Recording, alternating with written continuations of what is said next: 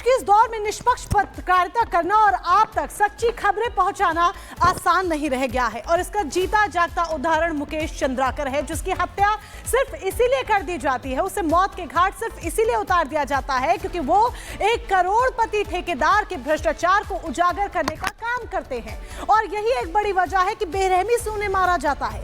इतनी बेरहमी से मारा जाता है कि पोस्टमार्टम करने वाले डॉक्टर तक ये कहते हैं कि इससे पहले इस तरह का केस, इस तरह का मामला हमने नहीं देखा। पोस्टमार्टम रिपोर्ट क्या कहती है वो सुनकर आपके रोंगटे खड़े हो जाएंगे। रिपोर्ट देखिए।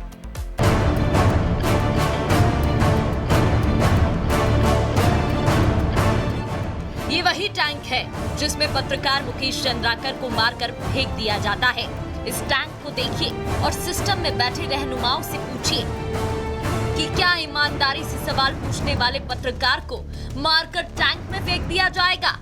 आम आदमी होने के नाते, देश का नागरिक होने के नाते आपकी भी जिम्मेदारी है कि आप भी सरकार और सिस्टम में बैठे अधिकारियों से पूछें कि अगर भ्रष्टाचार की पोल खोली जाएगी तो क्या एक पत्रकार का यही हश्र होगा जो बीजापुर के पत्रकार मुकेश चंद्राकर का हुआ है? ये सवाल उठाना, आंखों में आंखें डालकर सरकार और अधिकारियों से सवाल पूछना, ये इसलिए जरूरी है क्योंकि मुकेश चंद्राकर की पोस्टमार्टम रिपोर्ट कहती है कि पत्रकार को न सिर्फ मारा गया बल्कि यूं कहें तो तड़पा तड़पा कर जान ले ली गई। पोस्टमार्टम रिपोर्ट कहती है पत्रकार मुकेश चंद्राकर की हड्डी पसली तोड़ी गई, सिर में 15 से ज्यादा बार जोरदार हमला किया गया, गर्दन की हड्डी तोड़ दी गई और पत्रकार मुकेश चंद्राकर को तड़पा तड़पा कर मार दिया गया। मुकेश चंद्राकर की पोस्टमार्टम रिपोर्ट बताती है कि उसके साथ थोड़ा बहुत नहीं, बहुत भयंकर क्रूरता पूर्वक व्यवहार किया गया।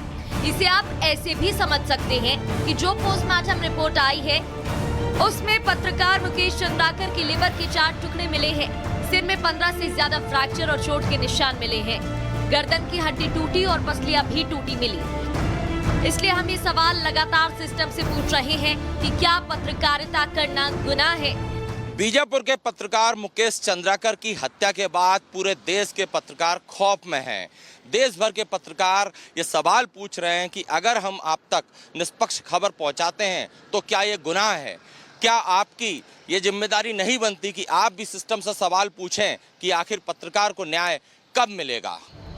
पत्रकार मुकेश चंद्राकर की मौत में जिस ठेकेदार की भूमिका शामिल आ रही है उसका नाम सुरेश चंद्राकर बताया जाता है। आरोपी सुरेश चंद्राकर की छत्तीसगढ़ कांग्रेस के प्रदेश अध्यक्ष दीपक बैद से घनिष्ठता थी। आरोपी सुरेश चुनाव में कांग्रेस के लिए प्रचार भी करता था और सियासी रसूख की वजह से उसे बस्तर के सारे बड़े कॉन्ट्रैक्ट मिलते थे। ये जो आप तस्वीरें देख रहे हैं, ये तस्वीरें आरोपी सुरेश चंद्राकर की शादी के समय की है। सुरेश चंद्राकर की हाई फाई शादी भी चर्चा में रही क्योंकि उसने अपनी शादी में करोड़ों रुपए खर्च जो किए थे और हेलीकॉप्टर से दुल्हन की विदाई हुई थी। अब पत्रकार की हत्या करने वाला सुरेश चंद्राकर पुलिस की कस्टडी में है। एसआईटी ने उसे हैदराबाद से गिरफ्तार कर लिया है। एसआईटी टीम के द्वारा पत्रकार साथी मुकेश चंद्राकर के हत्या की घटना में शामिल फरार आरोपी सुरेश चंद्राकर की देर रात हैदराबाद में हिरासत में लिया गया। साथ ही साथ इस प्रकरण में अब तक सुरेश चंद्राकर के अलावा 3 आरोपियों की गिरफ्तारी पहले ही की जा चुकी है, जिसमें रितेश चंद्राकर, दिनेश चंद्राकर एवं महेंद्र रामटेके शामिल हैं। साथ ही साथ मामले में विस्तृत पूछताछ की जा रही है। पुलिस और एसआईटी की टीम आरोपी के साथियों की भी तलाश कर रही है जो पत्रकार की हत्या में शामिल थे। बताया जा रहा है कि सुरेश चंद्राकर को बस्तर में 120 करोड़ रुपए की लागत से सड़क बनाने का ठेका मिला था और जब पत्रकार मुकेश चंद्राकर ने उसके भ्रष्टाचार को उजागर किया तो आरोपी सुरेश चंद्राकर ने पत्रकार को रास्ते से ही हटा दिया। Bureau report, Republic Bharat. और सत्य विजय हमारे साथ जुड़ गए हैं। सत्य विजय, यहाँ मुकेश का कसूर बस इतना ही था कि वो अपना काम निष्पक्षता के साथ कर रहा था और जनता के सामने उसने सच्चाई उजागर की थी। तो क्या आप कोई भी पत्रकार जब अपना काम करेगा, जनता को सच्चाई बताएगा, तो उसको मौत के घाट उतार दिया जाएगा और टैंक में उसकी लाश को फेंक दिया जाएगा? यह बिल्कुल वाजिब सवाल आपने उठाया क्योंकि बीजापुर के पत्रकार मुकेश चंद्राकर लगातार जनता से जुड़े मुद्दे उठाते थे। सुरेश चंद्राकर जो कि मुख्य आरोपी है, जिससे कि हैदराबाद से पुलिस ने गिरफ्तार कर लिया है, उस पर भी कई तरह के आरोप हैं। एक आरोप रोड कंस्ट्रक्शन से जुड़ा भी है, जिसको कि मुकेश चंद्राकर ने एक्सपोज किया था, जिसमें कि ये बताया था कि किस तरह से एक 50 करोड़ का कॉन्ट्रैक्ट 100 करोड़ से ज्यादा का हो जाता है और इसी की शायद रंजिश थी। तो ये सिस्टम के लिए भी लोगों के लिए भी बड़ा सवाल है कि वो सिस्टम से सवाल करे, क्योंकि चाहे मुकेश चंद्राकर हो, चाहे देश का कोई और पत्रकार हो, हम सभी पत्रकार ग्राउंड पर जाते हैं, कई बार जोखिम हाथ में लेते हैं और पत्रकारिता इसलिए करते हैं कि जनता की आवाज को बुलंद कर सकें, जो सरकार है उसको जगा सकें और निष्पक्ष पत्रकारिता कर सकें। ऐसे में मुकेश का दोष बिल्कुल भी नहीं था, बल्कि दोषी वो लोग हैं जब इस पर अब जबकि आरोपी के कनेक्शन कांग्रेस से भी निकले और इस पर जिस तरह की पॉलिटिक्स हो रही है, शायद ऐसे लोग ही इसके दोषी हैं।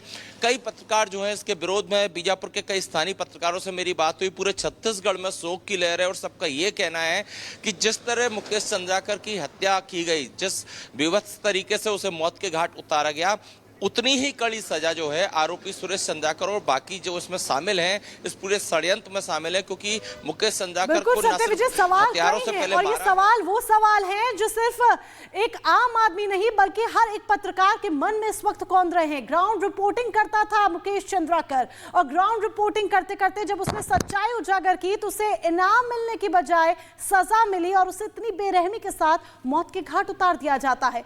अब इस पर सिस्टम क्या करेगा?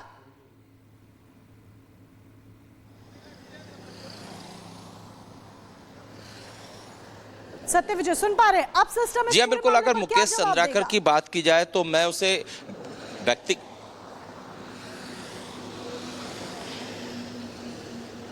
जी हाँ, अगर देखिए मुकेश चंद्राकर की बात की जाए, उसकी पत्रकारिता की बात की जाए, तो मैं खुद व्यक्तिगत तौर पर मुकेश चंद्राकर से मिला हूं।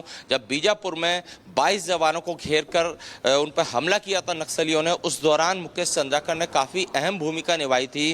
वो न सिर्फ उसने पुलिस को अच्छे इनपुट्स दिए थे, बल्कि एक जवान जिसे कि नक्सलियों ने किडनैप कर लिया था, उसकी रिहाई में भी मुकेश चंद्राकर की अहम भूमिका रही थी। इसके अलावा भी समय समय पर बीजापुर से लेकर छत्तीसगढ़ तक जितने भी जनता से जुड़े मुद्दे हैं उसे मुकेश चंद्राकर उठाता रहा और इसीलिए वहां के मुद्दों को उठाता था। और इसी तरीके का एक मुद्दा भी आपको याद होगा, जब राम मंदिर के पक्ष में सुप्रीम कोर्ट की तरफ से फैसला आया था तो कितना विरोध इस पूरे मामले में देखने को मिला था। अयोध्या मंदिर निर्माण के पक्ष में फैसले का विरोध हुआ और कोर्ट ने यह कहा था कि राम मंदिर वहां बनना चाहिए। तब कुछ मौलाना और मुस्लिम धर्मगुरुओं की तरफ से कहा गया था कि मंदिर रोजगार नहीं देता, बनवाना है तो अस्पताल बनवाइए, स्कूल बनवाइए, शिक्षा दीजिए। लेकिन आज जब कुंभ हो रहा है तो वही लोग कह रहे हैं कि मुसलमानों को कुंभ में आने दीजिए, अपनी दुकानें लगाने दीजिए। अब ऐसा क्यों कहा जा रहा है और कट्टरपंथियों को क्यों परेशानी हो रही है, देखिए।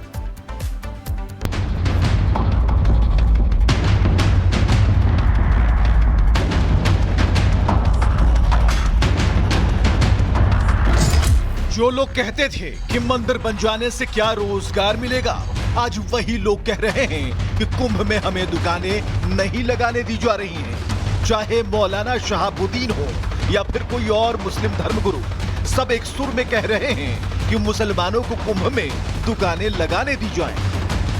वो मुसलमानों के प्रवेश पर वहां पे ठेला लगाने, खोंचा लगाने से भी मना कर रहे हैं। पेशवाई निकाली जा रही है, लगातार तस्वीरें बहुत अद्भुत